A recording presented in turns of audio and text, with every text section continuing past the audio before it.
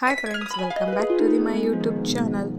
ಇವತ್ತು ಹಲಸಿನ ಹಣ್ಣಿನ ಕಬಾಬ್ ಮಾಡೋದು ಹೇಗೆ ಅಂತ ನೋಡೋಣ ಬನ್ನಿ.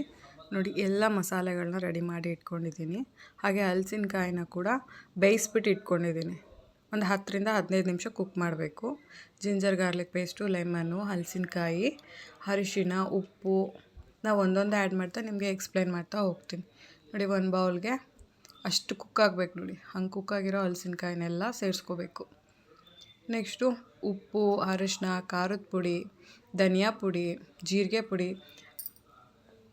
ಇದನ್ನೆಲ್ಲದನ್ನು ಹಾಕಿ ಹಾಗೆ ಜಿಂಜರ್ ಗಾರ್ಲಿಕ್ ಪೇಸ್ಟ್ನ ಕೂಡ ಸೇರಿಸ್ಕೊತಾ ಇದ್ದೀನಿ. ಒಂದು ಹಾಫ್ ಲೆಮನ್ನ ಕೂಡ ಇದಕ್ಕೆ ಹಿಂಡ್ಕೋಬೇಕಾಗತ್ತೆ. ವಿಡಿಯೋ ಐ ಥಿಂಕ್ ನೀಟಾಗಿ ಕ್ಯಾಪ್ಚರ್ ಆಗಿಲ್ಲ, ಸಾರಿ. ನೋಡಿ, ಈ ಥರ ನೀಟಾಗಿ ಎಲ್ಲದನ್ನು ಲೆಮನ್ನ ಹಾಕ್ಕೊಂಡು ಚೆನ್ನಾಗಿ ಮಿಕ್ಸ್ ಮಾಡ್ಕೋಬೇಕಾಗತ್ತೆ. ಕಬಾಬ್ ಪೌಡರ್ ಕೂಡ ಇದಕ್ಕೆ ಸೇರಿಸ್ಕೊಂಡಿದ್ದೀನಿ. ವೆಜಿಟೇರಿಯನ್ಸ್ಗೆ ಇದು ಒಂದು ಸಖತ್ತಾಗಿರೋ ರೆಸಿಪಿ ಅಂತಲೇ ಹೇಳ್ಬೋದು. ಸೊ ಮಿಸ್ ಮಾಡದೆ ಟ್ರೈ ಮಾಡಿ ನಂಗೆ ಕಮೆಂಟ್ ಮಾಡಿ ಹೇಳಿ ಹೇಗೆ ಬಂತು ರೆಸಿಪಿ ಅಂತ. ನಾನು ಟ್ರೈ ಮಾಡಿದೆ, ಸಖತ್ತಾಗಿತ್ತು. ನನಗಂತೂ ತುಂಬಾ ಇಷ್ಟ ಆಯಿತು. ನೆಕ್ಸ್ಟ್ ಲೆವೆಲ್ ಅಂತ ಹೇಳ್ಬೋದು. ಚಿಕನ್ನ ಅಥವಾ ಹಲಸಿನಕಾಯಿ ಅಂತ ಕನ್ಫ್ಯೂಸ್ ಆಗೋವಷ್ಟು ಚೆನ್ನಾಗಿ ಬಂದಿತ್ತು. ನೋಡಿ, ಈ ರೀತಿ ಕೈಯಲ್ಲಿ ಚೆನ್ನಾಗಿ ಮಿಕ್ಸ್ ಮಾಡ್ಕೋಬೇಕಾಗತ್ತೆ. ಇದನ್ನೆಲ್ಲ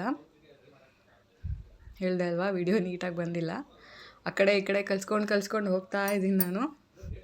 ನೋಡಿ, ಈ ಥರ ನೀಟಾಗಿ ಕಲಿಸ್ಕೋಬೇಕಾಗತ್ತೆ. ಕಲಿಸ್ಕೊಂಡು ನೋಡಿ, ಟೇಸ್ಟ್ ನೋಡ್ಕೊಳ್ಳಿ, ಉಪ್ಪು ಖಾರ ಎಲ್ಲ ನೀಟಾಗಿ ಹಿಡ್ದಿದೆಯಾ ಅಂತ ನೋಡಿಕೊಂಡು ಇದನ್ನು ಒಂದು ಪ್ಲೇಟ್ ಮುಚ್ಚಿ ಏನಿಲ್ಲ ಅಂದರೂ ಒಂದು 1/2 ಅವರ್ ಬಿಡಬೇಕಾಗತ್ತೆ. ಉಪ್ಪು ಖಾರ ಎಲ್ಲ ಚೆನ್ನಾಗಿ ಹೇಳ್ಕೋಬೇಕಲ್ವ ಅದು. ಸೊ ಹಾಗಾಗಿ ಈಗ ನೆಕ್ಸ್ಟ್ 1/2 ಅವರ್ ಆದಮೇಲೆ ಒಂದು ಕಾದಿರ್ತಕ್ಕಂಥ ಎಣ್ಣೆಗೆ ಒಂದೊಂದೇ ಇವನ್ನು ಬಿಡ್ತಾ ಹೋಗಬೇಕು.